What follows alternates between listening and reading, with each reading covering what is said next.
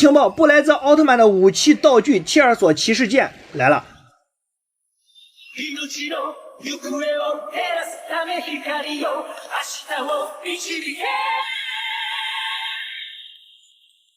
这个切尔索骑士剑和之前网上流出的图是没什么区别的，而且呢，我之前也做过这个盗版视频的评测，没看过的朋友可以去9月翻阅一下之前的视频。这个武器呢，在9月份的证据中就会看到，明天就是本月布莱泽奥特曼最后一集了，我还是比较期待的。那么，三哥大睡觉了，晚安，么么哒，拜拜。